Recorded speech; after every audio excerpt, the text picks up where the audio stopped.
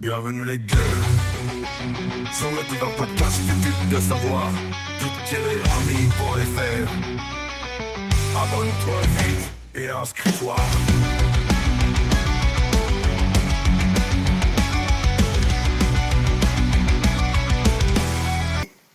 Pardon. Le nom de nos chers patriotes, putain ça va vraiment, qui se sont inscrits toutes ces 2 semaines, mais finalement j'avais reçu un petit message d'un qui ne souhaitait pas particulièrement être cité, ce qui finalement, quand on y réfléchit, est tout à fait normal, puisque je prends quand même une certaine largesse en faisant cela, et du coup je me suis dit, on va complètement inverser le truc.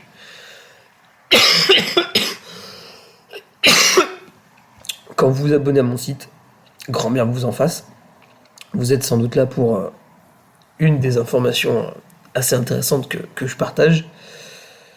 Je partage pas les dizaines de mails de félicitations ou de remerciements par rapport à l'utilisation des documents que vous avez faits, que ça vous a servi, etc. Donc ça c'est assez cool.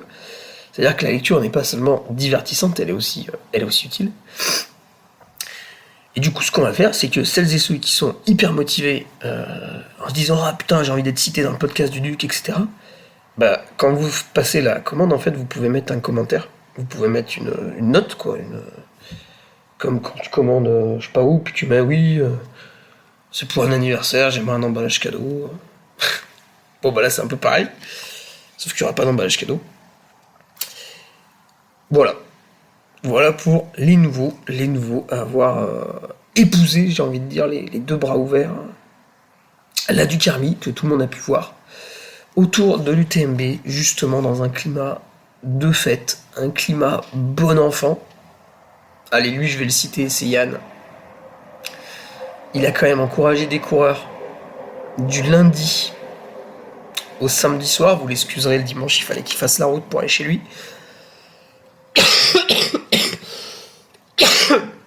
Il a couru après des coureurs de la MCC, de la TDS, de l'ETC, de la Young CC.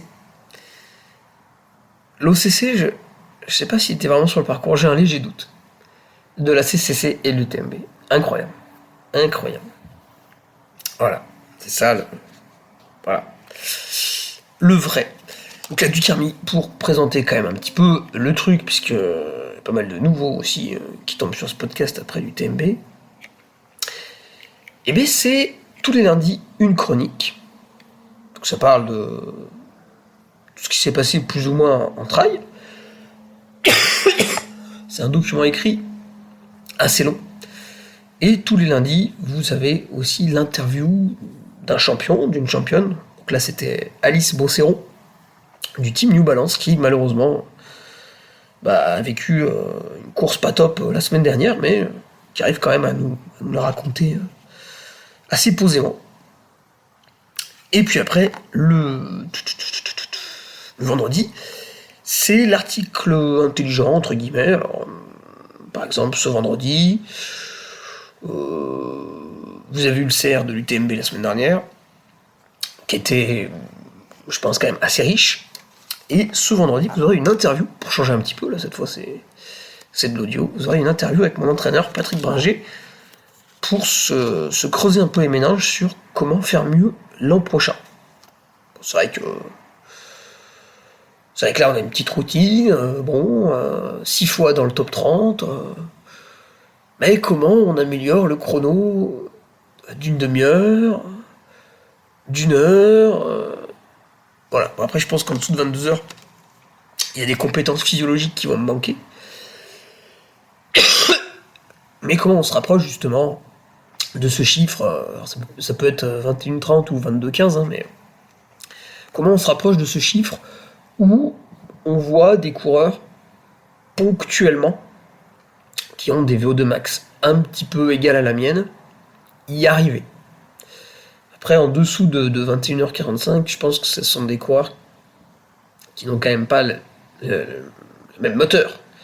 Donc on peut faire ce qu'on veut, après on arrive à une certaine limite. Je rappelle que cette année dans le top 10, c'est quasi exclusivement des professionnels ou pour 2 personnes. Des gens qui ont pu poser de très larges congés en amont de la course. Mais voilà. C'est une simple logique d'allocation de temps dans son emploi du temps et d'une répétition sur des années. Et puis, alors après à venir, je vous ai préparé un petit document sur les abandons. Très très intéressant. Voilà, vous allez pouvoir vous en donner à cœur joie, puisqu'on apprend dans ce document que les élites, rendez-vous compte, c'est le François Bayrou du trail abandonne lâchement. Bon, j'ai fait une petite comparaison, c'est sympa. Et puis ça permet de voir, parce qu'on les oublie. Regardez, je prends le départ. Je prends le départ avec le dossard 127. Je termine 26e. Alors, devant moi, j'ai pas compris pourquoi il y a une dizaine de dossards qui n'ont pas de nom. Ils sont à personne. Bon, pas compris. Mais après, il y a aussi petite proportion, je crois que c'est 10 ou 15 dames qui ont une cotation inférieure à moi et qui sont avec un dossard plus petit parce que c'est important de les mettre aussi dans les sas à l'avant, etc. Bon, une tambouille, quoi. Mais après, c'est que des cotes supérieures, en fait. C'est plutôt par cote. Donc je dois avoir peut-être, il faudrait compter, la 80e. Et je termine 26e. Bah, ils sont où les autres? Ils sont passés où? Donc, dans le document que je vous publierai, bon, c'est dans 2 semaines, vous allez avoir le numéro de dossard, nom, prénom et DNS, DNF, si DNF, où est-ce qu'il a DNF, avec une photo du visage en pleurs, non je plaisante, et s'il a fini, la place. Et vous allez vous apercevoir que certains élites ont terminé très très loin, mais ont terminé quand même, et c'est beau. C'est beau. Le recordman était au-delà de la 500e place. Peut-être même une record woman. Voilà un petit peu. J'ai mon site de e-commerce aussi, avec les produits Made in France. Ça, c'est important de le rappeler. Puisqu'on a quand même autour de nous des gens qui adorent la cause écologique, mais dès qu'il faut l'appliquer sur eux-mêmes, ça matche pas. Et ils portent du Made in China et ils nous cassent les pieds toute la journée en nous disant que nous, voilà, on est horrible parce que finalement on a décidé que parce qu'il pleuvait le vendredi soir à 19h, on allait aller faire nos courses en voiture plutôt qu'en vélo. Et du coup c'était terrible, il fallait absolument nous sanctionner. Mais bon. Donc voilà, vêtements Made in France, intégralement, sur mon site internet. Bien évidemment estampillé du Carmi. Des vêtements Made in France sans logo, sans rien, ça existe déjà. Vous pouvez aller sur plein de sites internet pour en trouver. Donc là, c'est l'armure du cal, les sockets du cal. Voilà un petit peu tout ce que vous retrouvez sur mon site. Et puis après, qu'est-ce qu'on a Ben, c'est ce week-end où je serai soit mort, soit speaker sur le Millet Magnigo Trail Challenge. Donc, belle épreuve, complète, comme beaucoup, complète, et oui. Mais avec des concepts intéressants, il y a du KV, il y a du trail court, il y a de la sky race, il y a tout. Voilà, mais écoutez, le petit mot quand même, sur Joylin.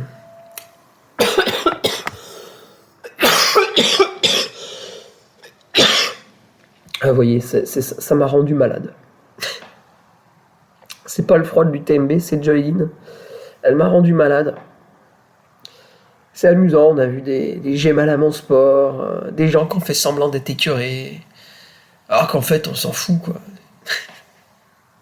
C'est... C'est... C'est presque même choquant d'être choqué maintenant, alors qu'en 2024, elle remportait Sierzinal sans jamais avoir fait de compétition avant. C'est là qu'il fallait être choqué. Là, aujourd'hui, il y a une certaine logique, en fait. Tu peux pas être surpris, à moins d'être profondément bête. Tu peux pas être surpris. Pas possible. C'était sûr. Il y a plein de gens comme ça, on se dit... Ah, lui...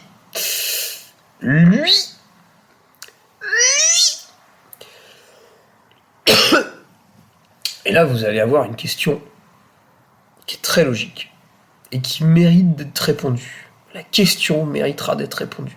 Et oui. Pourquoi n'a-t-elle pas été chopée avant ? Parce qu'elle a déjà gagné Sierzinal. C'est une très bonne question.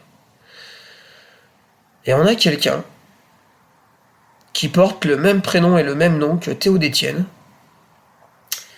qui est assez désireux de faire un truc à propos de ça, et de reprendre un peu la chronologie du bordel, pour vous expliquer pourquoi c'est maintenant qu'on la chope, et pas avant.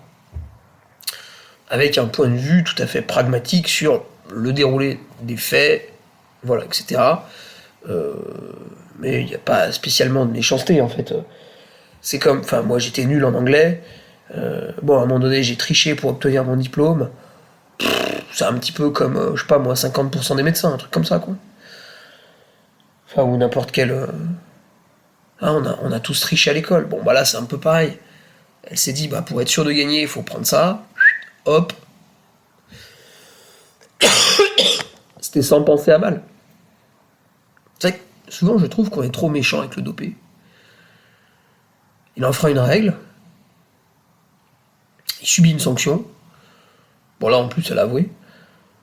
Et purge sa peine, quoi. Là, en plus, une peine un peu étendue, puisque tout le groupe d'entraînement ne peut plus venir. Bon, je trouve que c'est pas mal, quand même. C'est pas mal. Y a pas... C'est bien. Assez rapide, en plus. Hein. Un petit mois, 3 semaines, paf. Voilà un petit peu pour notre ami Joylin, qui du coup va revenir un peu sur le devant de la scène plus tard cet automne avec l'ami Théo et bien d'autres, puisqu'il n'y a pas que Joylin qui nous amuse. Si vous suivez le trail depuis des années, bien entendu, ça se chargeait la gueule avant 2010. Donc on va aller piocher un petit peu comme ça sur les plus beaux faits et gestes.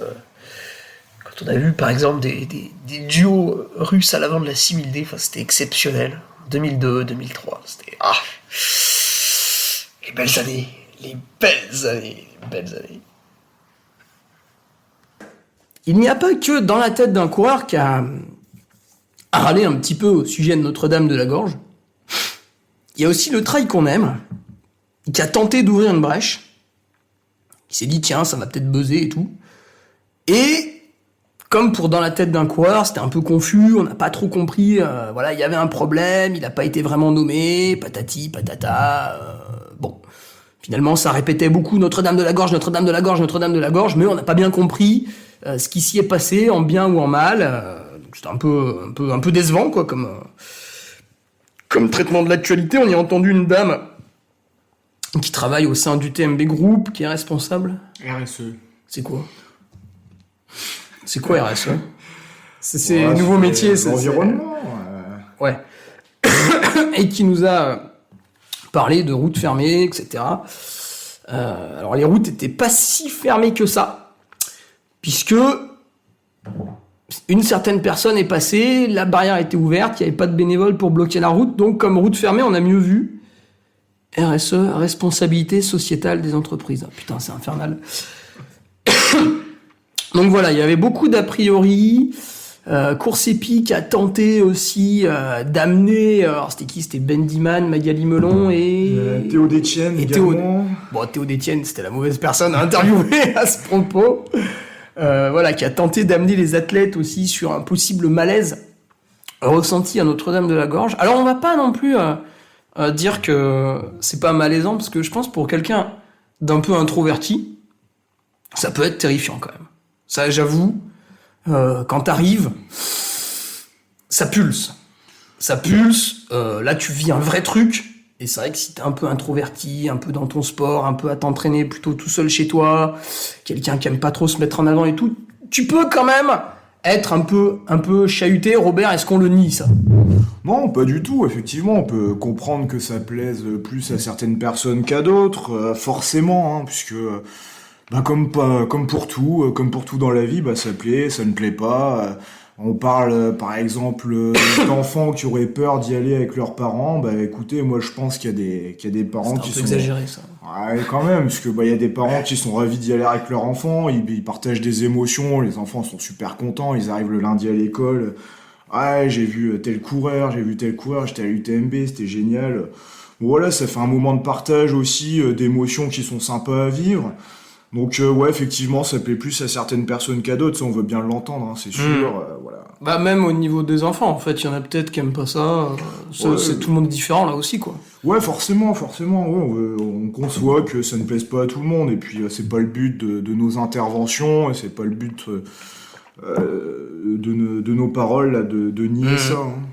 Alors en fait, c'est vrai que Notre-Dame, le truc, c'est que c'est vachement intéressant, parce que c'est la première montée raide de nuit. Donc il y a vraiment un passage.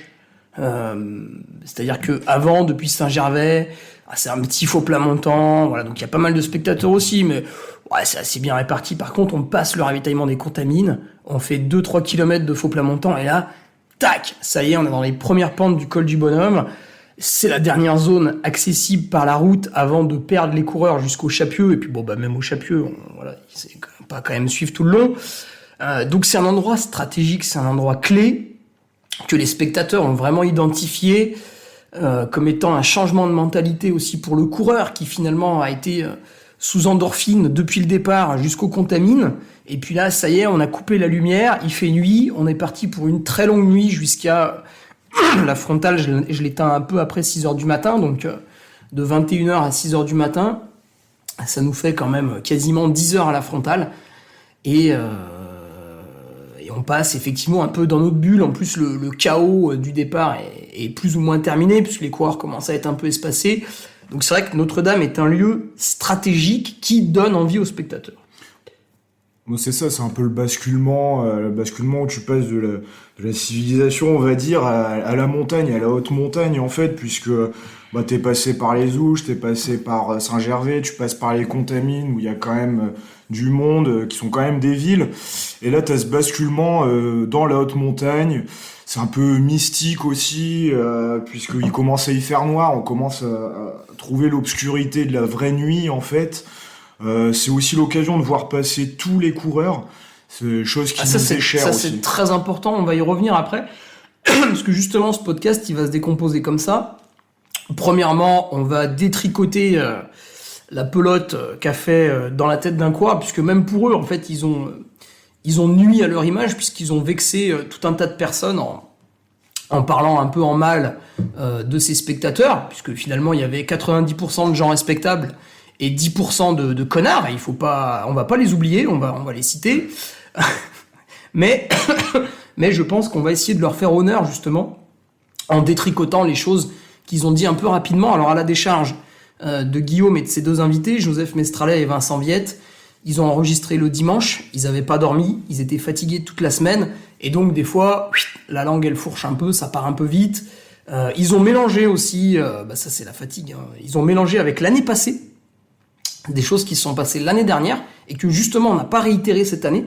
Donc ça va être intéressant de tout repréciser pour finalement donner un complément d'information. Et je précise enfin que ils ont raconté ça en 5 minutes au début du podcast. C'était pas du tout l'objet de leur conversation, et vous pouvez bien entendu aller écouter cet épisode de Dans la tête d'un coureur, puisqu'après Vincent Viette, le team manager international de Salomon, et Joseph Mestralet nous livrent quand même une analyse de la course très sympa à propos de tout ce qui s'est passé derrière avec leurs coureurs respectifs.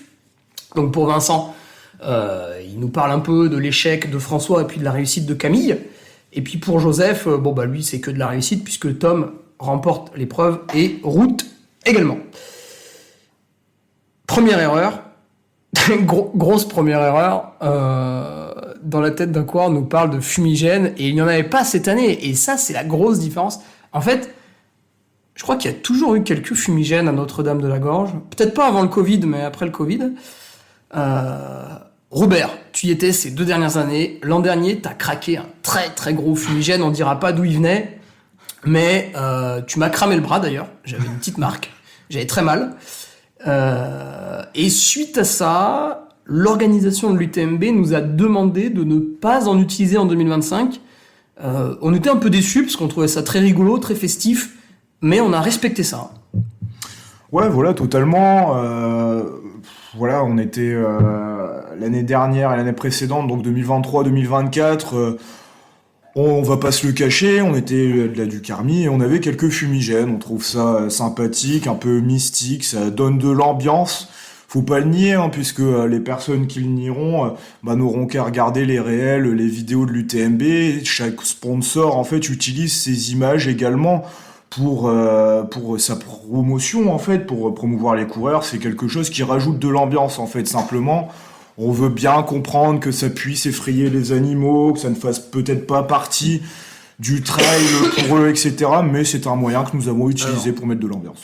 Moi, à titre personnel, je pense que c'est des délires d'écolos qui finalement tapent sur ceux sur qui ils peuvent taper, puisque quand c'est la fête de Notre-Dame-de-la-Gorge avec un dispositif de feu d'artifice sans commune mesure, avec la toute petite dizaine de fumigènes que vous avez craqués, à mon avis, au niveau de l'intensité lumineuse, de l'intensité sonore et de la pollution, puisqu'on y ramène un public, bien sûr, à cette fête de Notre-Dame-de-la-Gorge, eh bien, c'est vraiment du pipi de chat. Donc là, par contre, c'est génial, tout le monde applaudit. Et puis quand c'est nous qui craquons une petite dizaine de fumigènes, c'est interdit, c'est horrible, etc. Donc bon, pour moi, c'est vraiment un délire de leur part, mais on est chez eux et on respecte.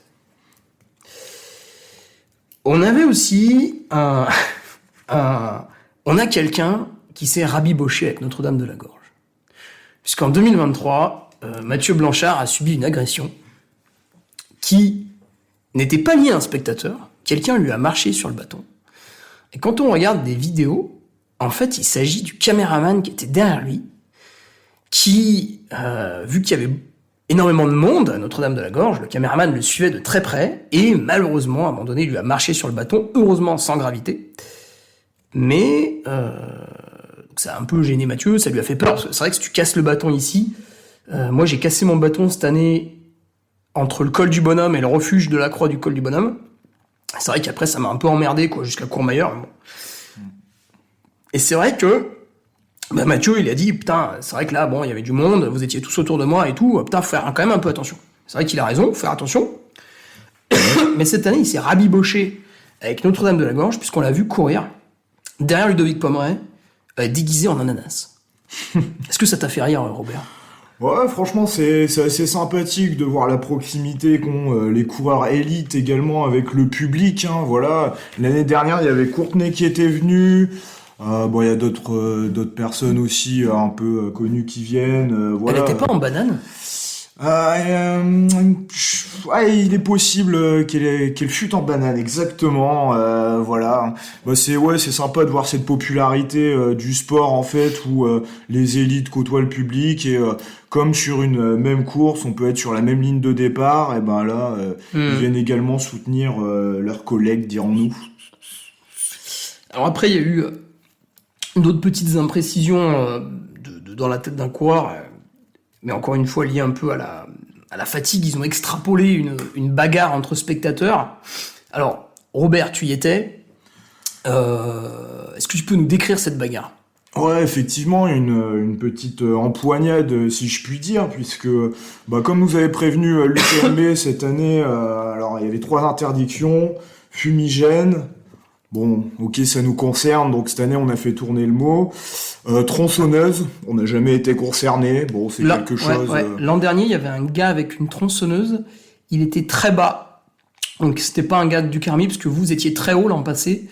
Alors, je l'ai retrouvé, le mec avec la tronçonneuse. Il était juste après le ravitaillement des Contamines cette année. D'accord, bah là, faut savoir qu'il y en avait également un. Il est en pleine ville, donc pas de problème. Bon, voilà, il y en avait un quand même avec sa tronçonneuse pour soutenir un coureur en particulier. Il l'a sorti et suivi derrière un coureur en particulier. Bon, bah voilà, écoute, bon, je sais pas, on le connaît pas. C'était Ok. un bonhomme qui avait une veste orange. Bon, bah après, nous, on n'est pas là pour faire la police non plus. Hein, si chacun ne sait pas être responsable de lui-même. Nous, on n'est pas là pour faire régner l'ordre et les consignes. Hein. Nous, on tâche de les faire respecter à nous-mêmes. On les passe aux personnes qui sont là. On les rappelle au mégaphone. Maintenant, c'est pas de notre rôle de faire la police. Donc, il a voulu suivre un coureur qu'il connaissait avec une tronçonneuse pour faire du bruit. Bon, grand bien lui fasse. Hein, voilà. Dommage. Et il y Du coup, avait la bagarre. Ouais, la bagarre. Et du coup, bah en fait, il y a quand même quelques personnes qui avaient prévu des petits feux d'artifice ou fumigènes et qui. C'était pas nous. Hein. Ah bah non, effectivement, non, bah nous, c'était clair pour nous, puisque en fait, dès lors qu'on porte une image, un nom, en fait, une association, à nous, du Carmi, en fait, eh ben, on sait très bien nous identifier, et bah nous, derrière, on doit aussi bien se tenir, en fait. Charge à nous de donner une bonne image de l'association. Et puis, a fortiori, de toi aussi, Hugo, puisque, quelque part, c'est ta communauté. Et du coup, si on ne donne pas une bonne image, voilà, on a un a priori négatif là-dessus. Donc, en fait, nous, n'avions pas de fumigène, mais il y avait quand même quelques personnes qui avaient décidé d'en prendre, puisque, peut-être qu'ils n'avaient pas eu les consignes de leur côté. Donc, on a 2 personnes qui ont allumé un espèce de petit feu d'artifice, un truc... comme un espèce de mini mortier, un petit truc qui fait qui envoie des petits. Ah, comme on envoie sur la là. police? Ouais, on pourrait, mais bon, nous sommes respectables et nous ne le faisons pas. Ouais, du coup, qui ont allumé ça en fait. Et ce qui a fortement déplu à un bénévole de l'UTMB qui les avait déjà prévenus auparavant. Il me semble que c'était la 2e fois. J'ai pas vu la première fois en fait. Où ils avaient allumé ce genre de petits trucs, mais il me semble que c'était la 2e fois d'après les dires du bénévole UTMB. Et donc moi la scène que je vois, c'est que je vois des petits feux d'artifice partir dans le ciel. Bon, c'est vraiment pas grand chose non plus, hein. Ça fait pas un bruit énorme de pétard, mais ça envoie des petites lumières dans le ciel. Bon, chacun sera libre de penser ce qu'il en veut. Ça fait pas un gros bruit. Il les a, en fait, il les a un peu empoignés pour leur dire d'arrêter, quoi. C'est ça, en fait, il s'est saisi du feu d'artifice, eux, ils étaient pas contents, ils étaient surpris, ça a donné lieu à une petite empoignade, et quand j'ai vu que ça partait un peu, moi, je me suis rapproché d'eux, j'aurais demandé ce qui se passait, j'ai essayé de leur faire comprendre que le bénévole ne faisait que sa tâche pour essayer de faire respecter les consignes, et donc de calmer un peu la chose. Lui, il est parti, les personnes se sont calmées, ouais, ça s'est plutôt bien terminé. Rappelez qu'il n'y a pas eu de coups échangés. En tout cas, moi, j'ai pas vu de coups. Ouais. Simplement une petite empoignade où le bénévole essayait de se saisir du feu d'artifice pour l'empêcher de continuer, en fait. Mais je n'ai pas vu de coups partir, en fait. On peut plus parler d'une petite échauffourée qui a été vite calmée, puisque aussi les personnes qui étaient autour ont séparé ces personnes, voilà. C'est vrai que t'arrives là, tu viens juste encourager les coureurs, t'as pas envie de faire des mains. Tu vois un mec qui sort un feu d'artifice, l'autre qui le chope en lui disant non, t'as pas le droit, le mec qui fait ouais, gna, je fais ce que je veux. Tu te dis putain, c'est qui ces deux-là? Donc c'est vrai que tu peux te dire attends, je suis tombé où quoi. Ouais, ça casse un peu l'ambiance, c'est beaucoup moins festif d'un coup, forcément il y a une embrouille. Il voulait peut-être mettre quelques coups au bénévole, le pauvre il a rien demandé qu'à faire respecter les consignes. Ouais. Bon voilà, c'est un peu regrettable. Quand t'arrives à Notre-Dame, tu vois, t'es là, tu te dis putain Notre-Dame, grosse ambiance et tout, cette année je vais voir les coureurs ici. Est-ce que t'as un panneau, un truc comme ça qui te dit quoi faire entre guillemets? Parce que par exemple, à Tignes, quand je monte un col et je passe dans le parc national de la Vanoise, immédiatement, il y a un panneau qui me dit camping interdit, chien interdit, etc., etc. Là, t'arrives au début du chemin Notre-Dame, est-ce que t'as une information sur ce que tu peux faire ou pas? Écoute, il y avait un petit panneau, qui était mis en place par l'UTMB, mais c'est quoi? Ça faisait l'équivalent d'une feuille A3 en fait. Et quand t'as plusieurs dizaines, plusieurs centaines de personnes, le panneau il a vite fait d'être ou retiré ou d'être obstrué par une personne. Donc c'est pas, l'affichage était présent mais n'est pas conséquent pour le nombre de personnes qu'il y a. On a comme l'année dernière et comme également en 2023, on avait un mégaphone et on a tenté j'ai tenté de faire respecter des consignes en rappelant que les fumigènes étaient interdits, que les personnes étaient chargées d'encourager les coureurs que par leur voix et par leurs mains, comme le disait l'UTMB, donc et si possible d'éviter toute sono, toute enceinte, etc. J'ai tenté également de faire reculer les personnes afin de laisser passer un passage un peu plus important pour les coureurs. Bon, c'est des messages qui ont vite été effacés, qui n'ont pas été entendus. Puis les gens t'agressent un peu, quoi. Après. Bah voilà, en fait, Ils disent qui tu es. Bah c'est dommage, en fait, ouais, c'est ça, parce que bah forcément, bah, le mégaphone, ça fait du bruit, ça peut incommoder quelques personnes qui sont sensibles des oreilles et qui elles n'ont pas prévu leur boule caisse. L'année dernière, on a un journaliste qui m'a dit Cash de fermer ma gueule, en fait. Ah ouais, voilà. C'était qui, tu t'en souviens? Bah ça pourrait être intéressant pour savoir. Bah, oui, ouais, voilà, bon. Genre, je lui en tiendrai pas rigueur, il était peut-être un peu incommodé, mais bon, voilà, toujours étant qu'en voulant faire respecter des consignes, en voulant favoriser les coureurs et faire respecter certaines règles, laisser un chemin assez conséquent pour les coureurs, bah voilà, on a certaines personnes qui trouvent ça pas nécessaire, visiblement. Ah, c'est parce qu'ils ont besoin d'autorité. Ouais, voilà. En fait, si un gendarme lui aurait dit ça, il aurait pas répondu ferme ta gueule. Ouais, voilà, je pense potentiellement. Et puis on peut imaginer que ce seraient les premières personnes à se plaindre s'il y a un incident, en fait. Et si oui. un coureur se fait marcher sur le bâton, si un coureur n'est pas en mesure de dépasser un concurrent, bon voilà, on peut imaginer que ce soit les premières personnes à parler un peu de ça. Donc avant de venir, on n'a pas fini de détricoter les quelques petites imprécisions de dans la tête d'un coureur que je voulais quand même préciser une bonne fois pour toutes, c'est que ils ont été pris dans l'engrenage, même si Guillaume disait que voilà, ils essayaient de pas trop faire monter la sauce, ce qui est pas idiot hein, d'ailleurs, hein, de pas trop faire monter la sauce à propos de Notre-Dame en publiant tout un tas de photos et vidéos, parce que on va y revenir tout à l'heure, mais finalement il y a un dosage qui va être à trouver entre les vidéastes photographes et le public, parce qu'il y a trop de public, et en fait, il y a aussi beaucoup trop de preneurs d'images. Et c'est ça qui va poser problème, on va y revenir tout à l'heure. À tout le monde, justement. Et pas de bol, en fait, dans la tête d'un coureur, avait publié une photo, justement, avec Mathieu Blanchard en ananas, que j'ai adoré, hein, personnellement, ça m'a énormément fait rire. Mais comme quoi, ils ont été pris aussi dans l'engrenage de... voilà, la belle photo, la bonne ambiance et tout, et comme quoi on a envie de canaliser le truc, mais ça nous fait quand même kiffer. Comme quoi il y a un dosage à trouver. Qu'est-ce qu'on avait après? Au niveau des enfants, c'était un peu fort quand même les termes utilisés, puisque là ça dépend de la personnalité de tout un chacun. On avait 2 membres de la Ducarmi qui étaient venus en famille et ça leur a plu. Ouais, totalement. Hein. Nous, en fait, il faut savoir que pour nous, depuis 2023, Notre-Dame de la Gorge, c'est un rassemblement de membres de la Ducarmi avant tout. C'est l'occasion de se retrouver, puisque c'est la semaine UTMB. On sait qu'il y a beaucoup de trailers qui viennent d'un peu partout en France pour courir, pour supporter. Et du coup, c'est l'occasion de se retrouver.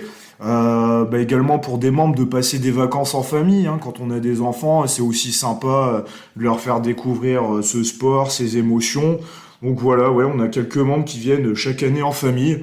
Et puis on reprendra par exemple l'année dernière, on peut reprendre l'exemple de Lionel qui courait l'UTMB par exemple, et pour lequel il y avait sa femme et ses 2 filles qui étaient présentes à Notre-Dame, et je pense qu'ils ont vécu un superbe moment en fait, et qui restera gravé dans sa mémoire assez longtemps, quoi. Ouais, qui avait d'ailleurs bien terminé la course, donc une belle expérience. Un autre truc, c'est que dans le podcast Dans la tête d'un coureur, ils utilisent à un moment donné le mot association ou communauté, mais en fait ça leur est venu un peu comme ça, et ça ne ciblait pas la Ducarmi, parce que c'est vrai que c'est un reproche qui leur a été fait. Donc je les lave de ce péché. Ils n'y sont pour rien. Voilà, ça leur est venu comme ça, mais c'était pas nous qui étions visés spécialement. D'ailleurs, personne n'était réellement visé. Et maintenant, on va passer. Attends, est-ce que j'avais noté tout? On va passer sur ce que je leur accorde. C'est que c'est vrai que c'est très impressionnant comme passage, et moi je comprends tout à fait que certains coureurs n'apprécient pas forcément. Après, pour moi, ça fait partie un petit peu du du folklore du truc, donc tu peux pas totalement le refuser. Je pense que la solution de Tom Evans, de passer, voilà, la tête un peu fermée, concentré dans son effort, les boules caisses dans les oreilles, il y a pas de problème. Toi, t'es là, t'es du public, tu l'encourages, bon, lui, il est pas réceptif, il y a pas de souci. Le coureur d'après, il va lever les bras, il va faire la fête, et puis allez, on s'amuse avec lui.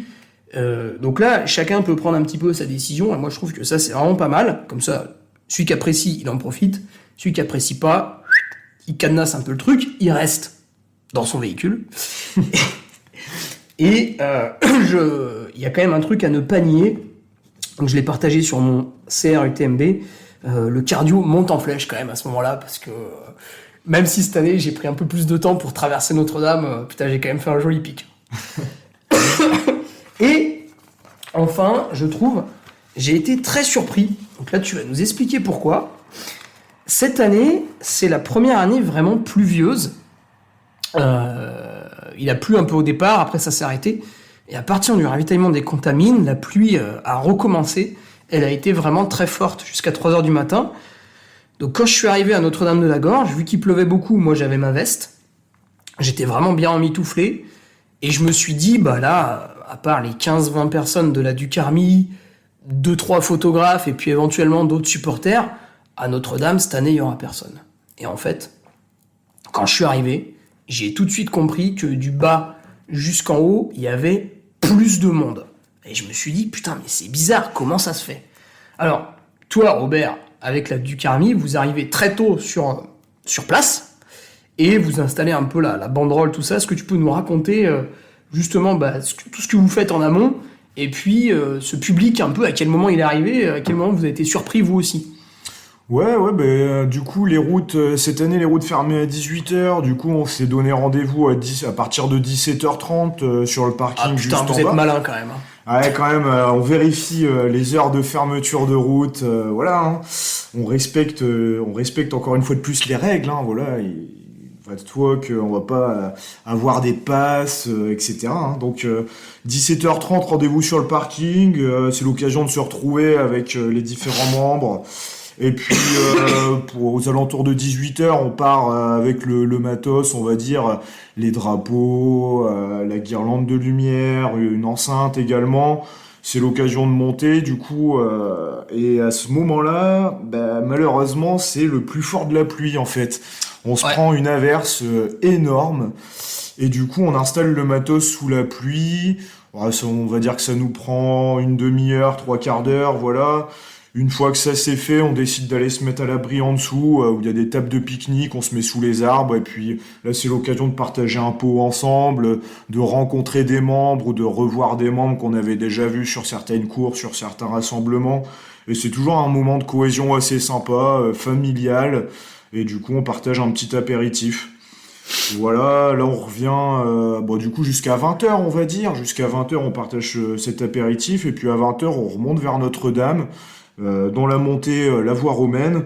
Bon, là, il y a un peu plus de monde, mais ça va encore. Le monde s'est concentré autour de la banderole, puisque, en fait... Elle attire. Voilà, c'est ça, hein, les gens savent où il va y avoir de l'ambiance, et du coup, là, cette année, on a vu que, encore une fois, les gens se concentraient vers la banderole.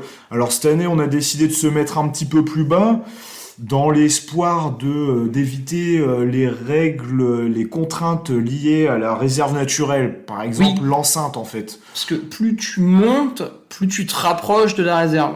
Qui est, d'ailleurs, elle doit être au niveau du refuge qui est juste au-dessus de Notre-Dame. Ouais, voilà, c'est ça. En fait, t'as le chemin... face au chemin, face à la montée, à gauche, chemin de gauche, c'est la réserve naturelle, et à droite, non. Et puis ensuite, plus tu montes, plus tu t'en approches, tu t'enfonces en quelque sorte dans la réserve.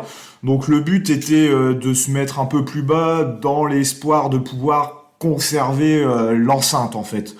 Les fumigènes, c'était non, on n'en a pas pris. Tronçonneuse, on n'en a jamais. Personnellement, je capte pas le délire, donc on n'en a pas. Mais la musique, c'est toujours sympa quand même. Ça permet de mettre un peu d'ambiance. Les gens sont contents, on met des musiques d'ambiance et tout. Et du coup, on espérait conserver l'enceinte, donc on s'est mis en bas. Également par rapport à la pluie, puisque quand on est arrivé, qu'on a installé le matos, c'était le plus gros de la pluie, donc on s'est dit, bon, on va se mettre là, c'est pas plus mal. Et donc quand on parce que monte... tu supposais à ce moment-là qu'il allait pas avoir grand monde. Bah voilà, c'est ça, effectivement. Hein, quand on voyait la pluie tomber, on s'est dit, ouais, cette année, ça va pas être une grande année. Effectivement, il y aura pas grand monde. Et donc, vers 20h, on y retourne, en quelque sorte. Voilà, c'était à une centaine de mètres d'où on prenait l'apéro, on y retourne. Et puis, on voit qu'il commence à y avoir du monde qui s'agglutine autour de la banderole, de plus en plus, etc. Mais c'est pas encore la folie. À ce moment-là, on voit du monde monter avec une enceinte, on se dit qu'on va mettre également de la musique. Et puis, dès lors, on a un bénévole de l'UTMB qui joue son rôle, hein, qui vient nous demander de couper le son. Et là, c'est le moment où tu lui as mis une gifle. Effectivement, hein, voilà, c'est ça. Ah, je Non, écoute, non, effectivement, on se plie à cette requête. Hein, donc, on est là, nous, en tant qu'association, de communauté, voilà, on est identifiable, comme je disais tout à l'heure, et du coup, on respecte les règles. Donc, on baisse l'enceinte, et puis on continue à faire un peu la fête quand même, malgré tout. Ça attire du monde. Et puis, il faut savoir que cette année... Après, ça attire du monde. Ils étaient forcément déjà là quelque part, parce que t'es quand même dans un chemin. Ouais, voilà. Ça les attire pas d'une ville, quoi. Non, effectivement. Mais du coup, du fait qu'il y avait beaucoup de pluie, je pense que les personnes restaient à l'abri, que ce soit sur le parking, dans leur voiture, ou il y avait également un petit stand, là, une petite auberge pour de quoi s'abriter, en fait, et également vers l'église Notre-Dame de la Gorge. Oui, un peu plus bas, il y a une espèce de resto. Pareil, Voilà. il y avait du monde là-bas. Même, en fait, ils sont pas montés, je pense, ces gens-là. En tout cas, il y en avait beaucoup quand je suis passé, qui nous encourageaient depuis ce restaurant. Mais c'est vrai que là, c'est un peu à plat, donc on passe assez vite, hein, finalement.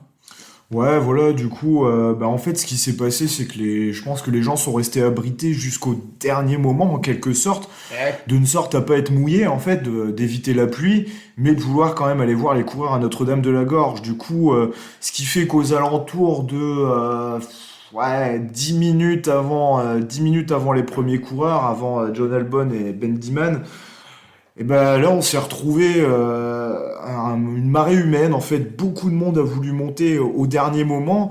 Et puis, il y a très peu de passages. Les gens commencent à s'agglutiner autour de la banderole. Ça laisse de moins en moins de passages. Il y a de la place pour passer à une personne, en fait. Et là, ça devient un peu chaotique et bordélique. Là, on peut pas le nier, en fait. Voilà. Ouais, parce que le chemin est vierge, il n'y a aucune barrière, aucun dispositif, et ça c'est un problème. Et le truc, c'est que cette année, il y avait des navettes mises à disposition par l'UTMB, donc UTMB Mobility machin là, qui ont amené des gens à Notre-Dame. Et ça a rajouté du monde en fait. Ah, totalement, c'est sympa en fait de vouloir faire profiter les gens de l'ambiance de Notre-Dame. Je pense que c'est en ce sens qu'ils l'ont fait en fait. Regardez, on met un point d'arrêt à Notre-Dame, comme ça vous pouvez aller profiter de l'ambiance, éventuellement voir le coureur que vous suivez si vous êtes accompagnant, si vous faites l'assistance de quelqu'un. Mais le problème de ça, c'est que on a des bus qui sont arrivés peut-être une vingtaine de minutes avant les premiers coureurs, et dans le flux de personnes, ça facilite pas les choses en fait, puisqu'on a des bus qui arrivent, qui déversent du monde. Et ça stagne, les gens s'agglutinent, font la queue pour monter à Notre-Dame. Ouais. Les premiers ne veulent pas trop monter, puisque ensuite ils veulent redescendre aussi assez rapidement. Ils ne veulent pas prendre la pluie, il fait un peu frais. Ça pose des problèmes de flux de personnes, tout simplement. Et oui, en fait, ça c'est une très grosse erreur de la part du TMB Group. C'est que tu constatais déjà que les années d'avant, il y avait largement suffisamment de monde à Notre-Dame. Des gens qui, comme vous, venaient très tôt, contournaient un peu l'interdiction de la route, en venant tôt, hein, pas en franchissant la barrière. Des gens un peu malins qui venaient un peu en vélo, des puristes quoi, qui se débrouillaient comme ça pour venir encourager Notre-Dame. Et là, en fait, avec ces UTMB Mobility, tu donnes une facilité aux spectateurs d'aller là-bas, et du coup, forcément, il s'y rue parce qu'il est attiré par ça. Donc ça pour moi c'était une très grosse erreur de mettre des navettes. J'ose espérer que ce ne sera pas réitéré l'an prochain, parce que s'il fait beau et qu'il y a les navettes, là pour le coup il y aura trop de monde.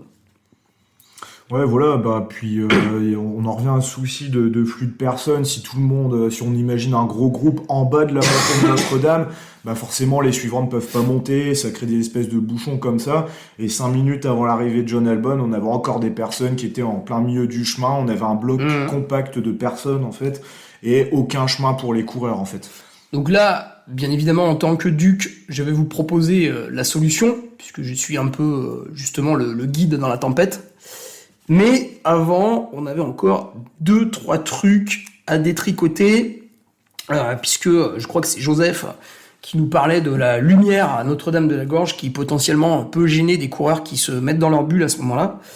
Alors, peut-être n'est-il pas venu, mais en fait, juste avant, il y a un tunnel de lumière Oka, qui est assez lumineux. Il y a 2 restaurants qui sont bondés de monde avec de la musique, des lumières, des flashs, des trucs comme ça. Donc finalement, Notre-Dame-de-la-Gorge, qui doit être juste 200 mètres plus loin que le tunnel Oka, n'est qu'une simple prolongation de toute cette lumière, mais en aucun cas, le coureur n'est plongé dans le noir avant Notre-Dame-de-la-Gorge. Ça n'est pas vrai. Donc la lumière est un faux sujet là-dessus. Il y a aussi quelque chose à prendre en compte. C'est vrai que si vous êtes un coureur et que vous n'appréciez pas forcément ce moment, donc vous avez tout à fait le droit, il faut quand même pas oublier, si vous êtes un coureur professionnel, que vous gagnez de l'argent grâce à ces personnes qui viennent vous encourager Notre-Dame. C'est un peu le paradoxe du Tour de France aussi, c'est-à-dire que le coureur cycliste réalise la compétition, mais les spectateurs peuvent venir le voir n'importe où sur la route. Alors des fois, toi comme moi, Robert, t'es devant la télé, tu vois les mecs qui courent derrière les coureurs en slip, tu dis putain mais c'est qui cet abruti, arrêtez-le, c'est pas possible, il va faire tomber tout le monde. Donc on a exactement le même paradoxe avec Notre-Dame, c'est-à-dire que c'est génial, il y a les spectateurs et tout, et t'as 2-3 couillons qui foutent le bordel, et il faut absolument les canaliser. Donc on va revenir sur les solutions après. Et il faut pas que les sportifs professionnels oublient qu'ils sont professionnels grâce à l'UTMB et à personne d'autre. C'est pas grâce à leur talent. Parce qu'en fait, des coureurs talentueux, en 2005-2010, il y en avait déjà, mais il n'y avait pas d'argent. Parce que UTMB Group ne s'était pas développé, UTMB Group n'avait pas propulsé ses images sur Eurosport en 2011, sur l'équipe 21 depuis 2022, il n'avait pas créé tout un tas de lives, etc. Les marques injectent de plus en plus d'argent dans cette discipline parce qu'il y a la semaine UTMB, etc., qui est maintenant devenue une rencontre aussi entre marques pour le commerce. Donc non, les trailers professionnels ne sont pas professionnels parce qu'ils sont talentueux.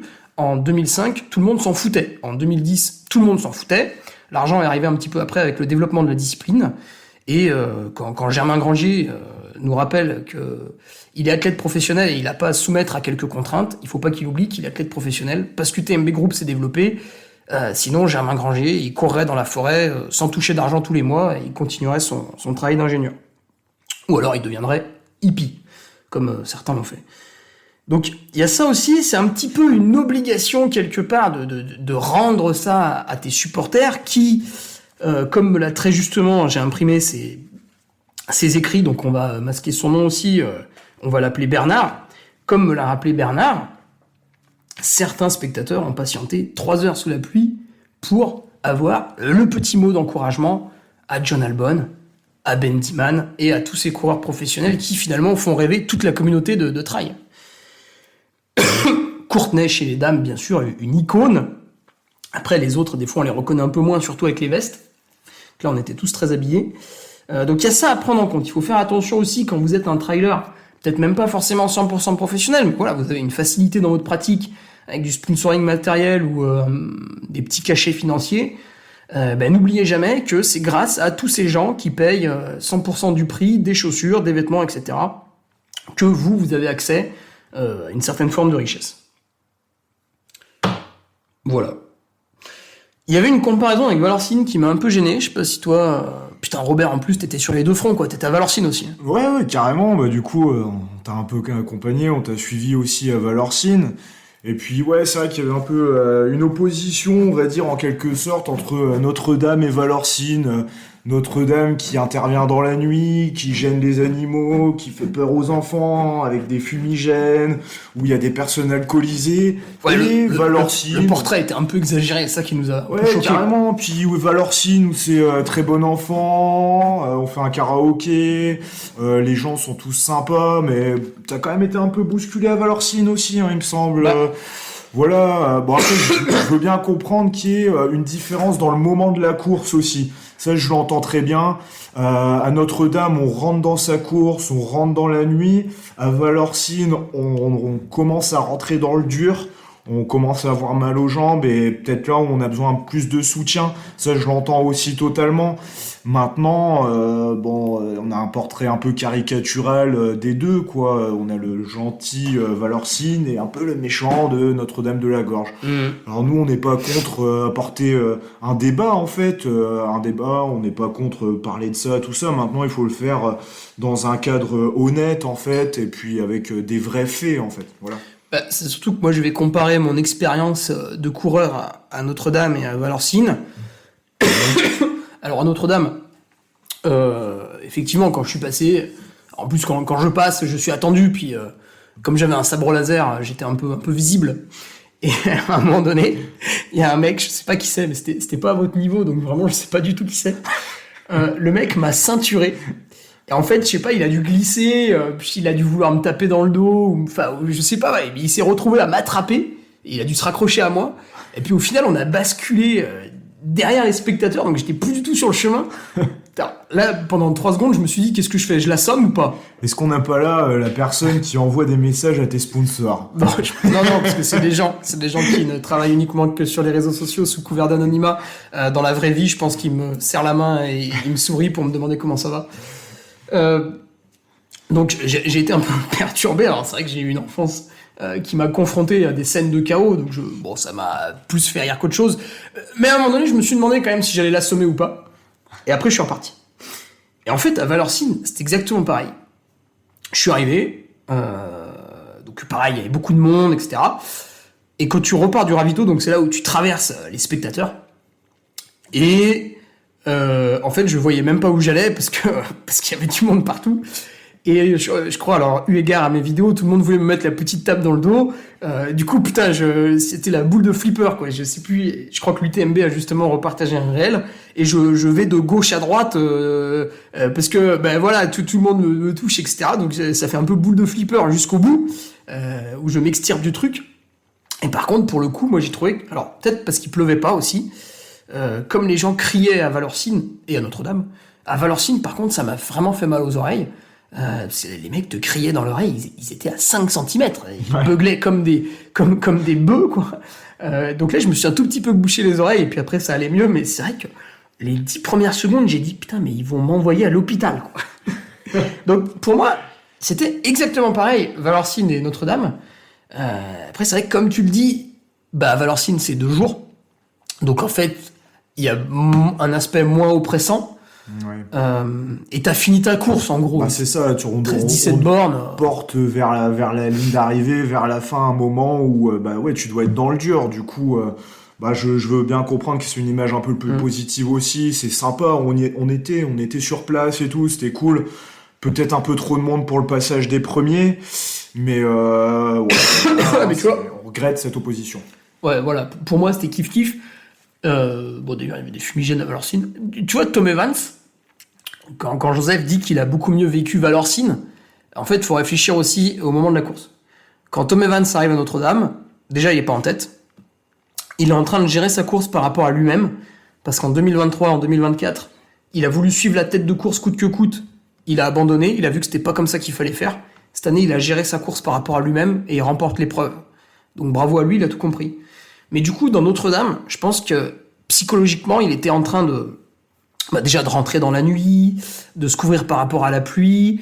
Il y a des mecs un peu devant toi. Toi, tu viens pour gagner, il y a des mecs devant toi, donc t'es pas hyper serein non plus. Donc il y avait tout cet aspect qui l'oppressait peut-être psychologiquement. Et à l'inverse, quand il arrive à Valorcine, je sais pas, il avait quoi, 20 minutes d'avance sur le deuxième. C'était plié, en fait. Ouais, voilà, forcément. Enfin, Il avait déjà gagné, en fait. bah c'est ça, il avait la victoire en tête, et c'est comme s'il célébrait peut-être déjà un peu sa victoire en quelque sorte, on va Limite, dire. il aurait pu s'arrêter et tous vous serrer la main en vous disant merci, il aurait Ah, gagné c'est quand ça. même. Bon, la pression, quand on est à ce moment-là de la course avec cette avance, la pression est relâchée, hein, forcément. T'es totalement dans un autre état d'esprit, je pense, en tant que coureur, que quand t'arrives à Notre-Dame, en fait, comme tu le dis, en fait. Après, c'est vrai que comme l'événement de Vallorcine a été co-construit avec Les Genoux dans le Gif et UTMB Group, on a l'impression que là, il faut surtout rien dire et que c'était magnifique. Mais pour moi, il n'y a pas de différence réelle à apporter entre Notre-Dame et Vallorcine, même si on a beaucoup de pistes d'amélioration pour Notre-Dame. Je voudrais revenir sur un point. Là, Vas-y, on vas-y. parle beaucoup des athlètes élites, mais comme je l'ai dit tout à l'heure, nous, on a choisi Notre-Dame parce que c'est le moment de basculement entre un peu la civilisation et la haute montagne, l'obscurité, tout ça, mais aussi parce que c'est un lieu de passage où on peut voir l'intégralité du peloton. On peut voir tous les coureurs, en fait. On y est resté jusqu'à un peu plus de 1h30 du matin. On y est reparti du parking vers 2h, il me semble. Et il y avait encore quelques coureurs, malheureusement. Il y avait encore quelques coureurs qui étaient derrière, qu'on n'a pas peut-être vu de loin, etc. Mais le but, c'est Ouais, d'encourager... mais comme ils sont nuls, on s'en branle, non? Ouais, non, Je quand même. déconne, c'est de l'humour. N'envoyez pas un mail à mes sponsors, s'il vous plaît. Ouais, voilà, le but de Notre-Dame, c'est quand même de voir l'intégralité du peloton, en fait. Et il faut voir tous ces athlètes amateurs, en fait. Il faut les voir arriver. Et puis, leur visage, leur expression faciale, de se dire, putain, c'est maintenant que je dois sortir mon téléphone portable. Alors, ils sortent leur GoPro, ils sortent leur téléphone portable et ils se disent, je vais vivre ça une fois dans ma vie. En fait, il faut se le dire, franchement, c'est ce qu'ils vivent. Ils arrivent dans Notre-Dame, le mec, alors bien sûr on a des athlètes français, européens, mais il y en a qui viennent du monde entier. On peut avoir des athlètes chinois, argentins, etc. qui arrivent, et ils savent maintenant que c'est devenu depuis 2023 un peu le lieu où il y a de l'ambiance. Alors ils sortent leur téléphone, ils sortent leur GoPro, etc. et ils sont super contents en fait. Enfin, moi, je cours aussi, forcément, je fais du trail. Et quand on est à un moment un peu dur, là, ils sont sous la pluie, ils savent qu'ils vont partir dans la nuit pour une nuit très froide, qu'ils vont arriver au col de la Seigne sous la neige. En fait, le fait qu'on t'appelle par ton prénom, qu'on te fasse un peu la fête, qu'on te célèbre, qu'on te tape dans la main, qu'on te tape sur l'épaule, c'est quand même quelque chose à vivre, en fait. C'est super sympa et... Parce que on vit dans un sport où il y a quand même un nombre d'amateurs énorme. Et puis là, on peut vivre des scènes un peu d'élite, en quelque sorte. On peut être acclamé. On est acclamé par une foule. Et c'est quelque chose qui dynamise, qui fait du bien au mental, en fait. Ouais, et là on va arriver justement au principal problème.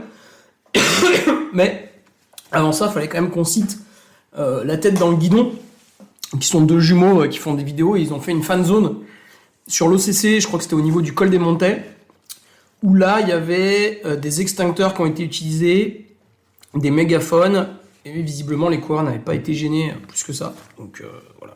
C'était aussi pour citer ce troisième groupe présent, qui m'a beaucoup fait rire à titre personnel. Donc le problème, c'est que justement, vous venez à Notre-Dame, et en gros, à part 2-3 que vous oubliez peut-être, mais c'est vrai qu'à la fin, il y a aussi ceux qui se font attraper par les barrières horaires, qui sont très très en retard. Vous encouragez du premier au dernier.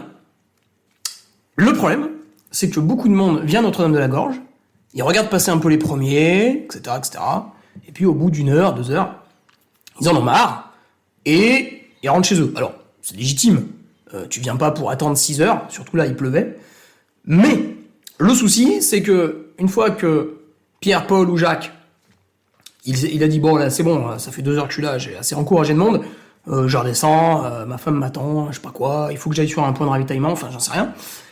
Le gars décide de redescendre, et là en fait, tout bêtement, et il redescend par le chemin où les coureurs montent en fait.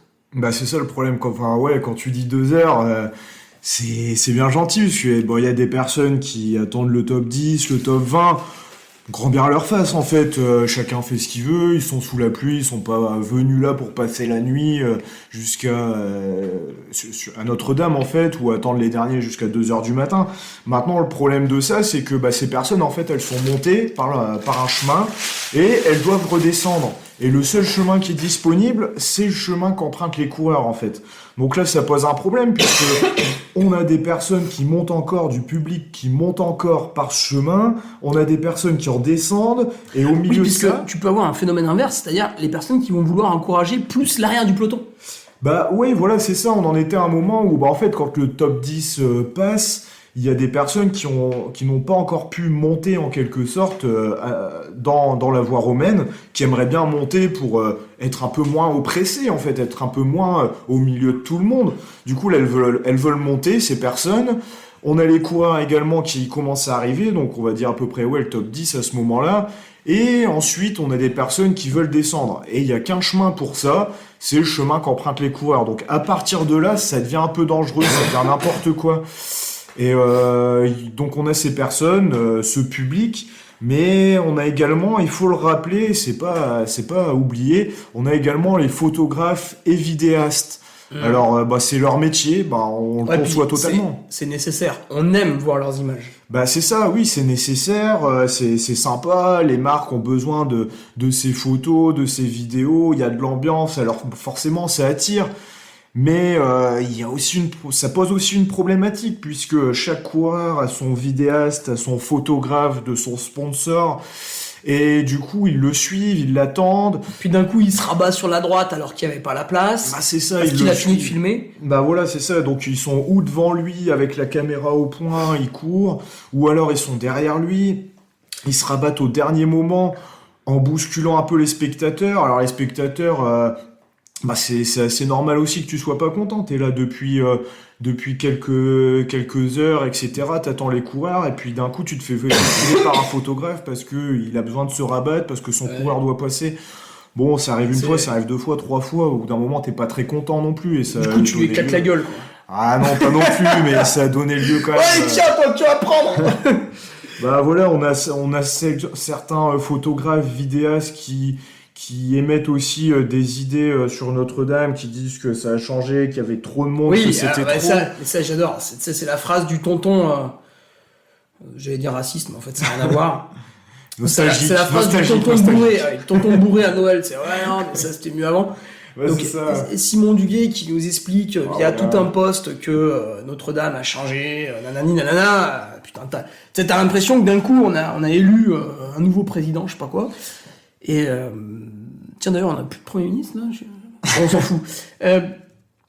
Et en fait, Simon est une partie intégrante du problème parce que il réalise des très belles images. Alors lui, il fait des photos, des vidéos, il fait un peu de tout depuis très longtemps. Donc c'est vrai qu'il a une certaine légitimité. Il est là depuis longtemps. Il fait partie des meubles.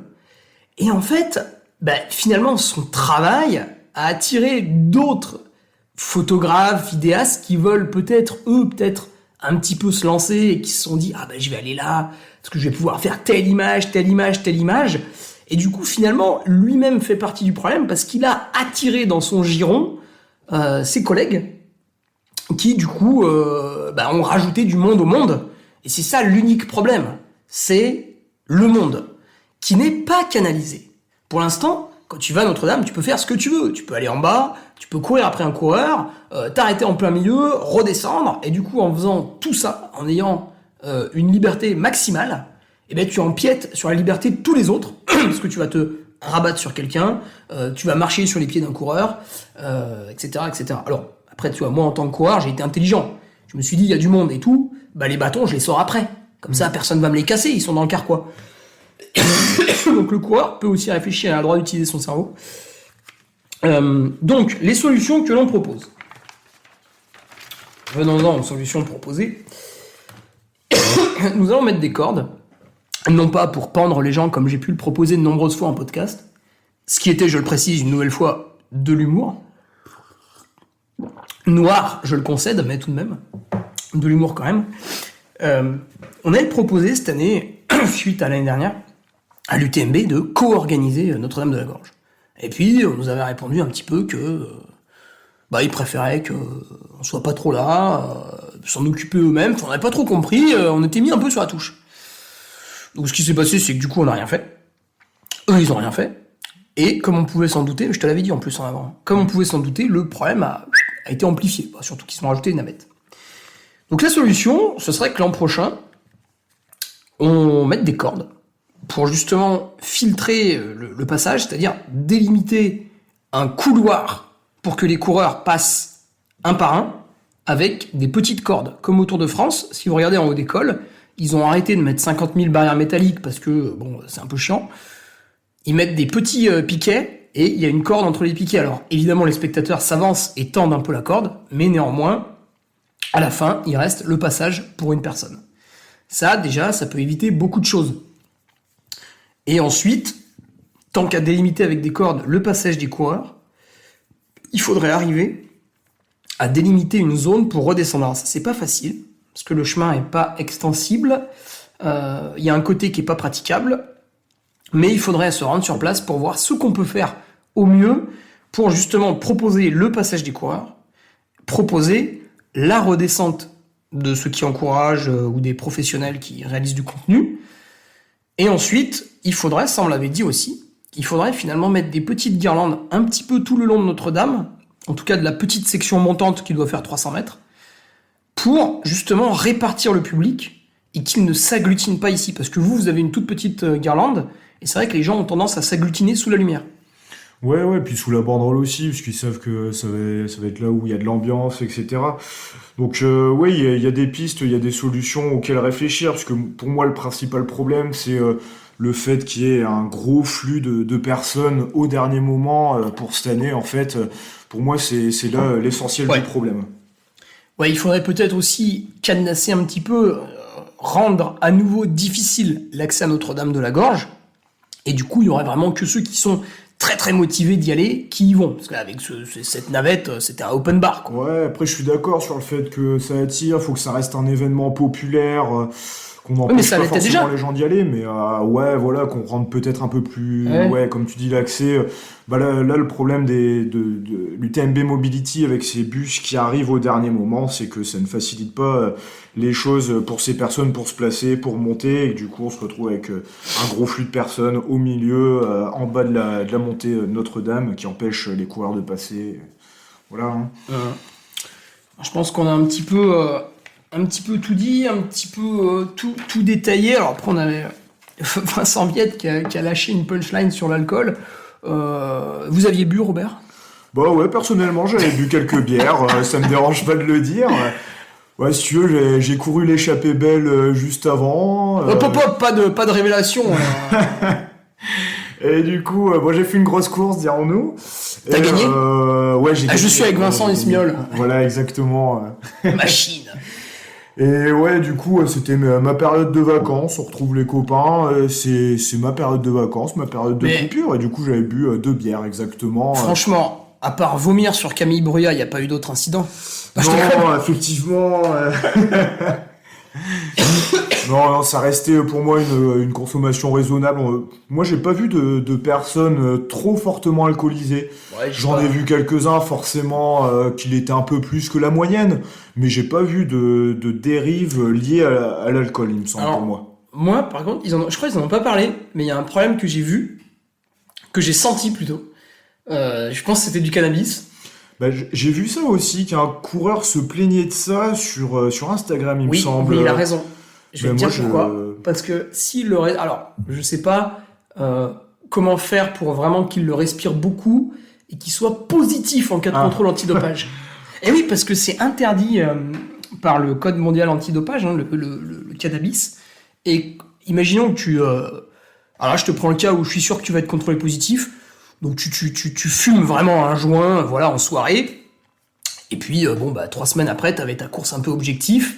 Et tu te fais contrôler. Et bah là, en fait, le THC va rester quasiment 1 mois dans ton corps. Donc il y a de très fortes chances que tu sois contrôlé positif. Après, passer comme ça dehors, renifler un peu de cannabis, le temps, enfin c'est 10 secondes. Hein. Je sais pas si ça peut te rendre positif, mais moi, à un moment donné, et je me suis dit, putain, mais c'est de la beuh. Oui. Ça m'a un peu perturbé, mais bon. Ouais, j'ai pas constaté ça du tout. Ça devait pas être à notre niveau autant. Ouais, puis vous aviez les cigares. Ouais. Ah non, on avait les narguilés, voilà, on avait vous êtes pas des pauvres. autre chose, hein, ouais, voilà. Oui, bah, ouais, c'est Non, j'ai pas Clochard. constaté ça de moi-même. Après, je pense pas que tu puisses être contrôlé positif en inhalant de la fumée d'un joint en quelque sorte. Maintenant, c'est vrai que ça doit pas être très agréable non plus. Ouais, du coup, juste peut-être un petit message de prévention pour les spectateurs. Bah, si vous fumez de cannabis, enfin, des trucs comme ça, éteignez-les un peu avant les passages des coureurs, évitez évidemment de leur souffler la fumée dans les narines, Ouais, bon. et puis tout se passera bien. Tu vois, on a tenté les messages de prévention pour essayer de faire décaler les gens, de leur faire un pas en arrière, pour respecter les coureurs, Mais c'est dur. et ça ne balisage. fonctionne déjà pas, donc je ne crains que pour autre chose ça ne fonctionne pas non plus.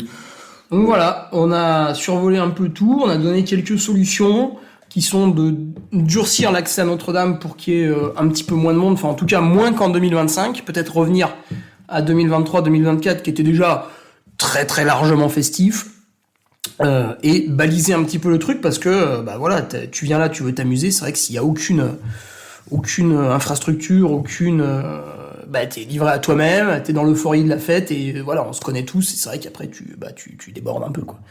Robert, est-ce qu'il y a d'autres choses qu'on n'a pas abordées? Non, je pense pas. Juste en dernier lieu, je pense qu'il faut que ça reste une belle fête en fait. Que l'événement soit à la hauteur de ce sommet mondial du trail. Et puis, comme tu l'as dit tout à l'heure, forcément, un événement sportif de cette ampleur attire du public. C'est assez nouveau pour le trail, mais ça pose des problématiques. On le sait, on n'est pas contre ça, on est ouvert à la discussion. Faut trouver quelques solutions à ça, mais il va falloir faire avec, je pense aussi, puisque vu que notre sport se développe, que l'argent arrive dans le sport, forcément ça ramène du monde, ça ramène un public. Il va falloir gérer ce public de la meilleure manière qu'il soit. Voilà. Puis je tiens quand même à rassurer les coureurs qui sont jamais venus sur l'UTMB et qui se demandent s'ils vont pas tomber dans un stade de foot à ciel ouvert pendant 40 heures. Une fois que vous avez passé Notre-Dame, c'est le silence complet. Vous croisez de temps en temps une ou deux personnes qui vous encouragent timidement, mais rassurez-vous, si vous voulez vivre une nuit calme et en pleine montagne, le col du Bonhomme, le col de la Seigne, vous aurez suffisamment de moments de solitude comme ça. Ne vous inquiétez pas. Pour moi qui passe la nuit, donc le jour se lève quand j'arrive à Arnouva à peu près, donc refuge Bonatti, refuge Berton, c'est de nuit. Là aussi, je croise absolument personne. Donc les moments de solitude et de recueillement sont très largement présents. Et par contre, dans les moments de fête, soyez absolument tous responsables. Arrêtez de vous plaindre des autres si vous-même, vous n'êtes pas 100% respectable. Donc voilà, vous êtes un photographe, vous faites de très jolies photos à Notre-Dame. Essayez de faire très attention au moment où, entre guillemets, vous allez rentrer dans le rang. Pareil pour les vidéastes. Pareil pour les spectateurs. Voilà, vous encouragez. Si vraiment c'est votre pote qui passe et que vous voulez lui courir après, faites très attention. Soyez extrêmement vigilant à ce moment-là. Et pareil, quand vous rentrez dans le rang, faites gaffe. Essayez de viser un petit trou ou allez jusqu'en haut et puis vous redescendrez plus tard. Et pareil, si vous avez passé suffisamment de temps à Notre-Dame et que vous avez envie de redescendre, c'est légitime. Vous avez d'autres choses à faire dans votre vie. Faites très attention. Au lieu de descendre en 5 minutes, peut-être prenez-en 10 ou 15, mais faites attention au passage des gens, des coureurs, faites attention aux spectateurs qui ont envie de continuer à encourager, et tout se passera bien. Bon, c'est bon ? Bon, ouais. Allez, salut. Au revoir les gueux, c'était le Diva Podcast de tout savoir. Article brillant, interview et made in France. Hésite pas et inscris-toi, ainsi une offrande au Duc tu feras.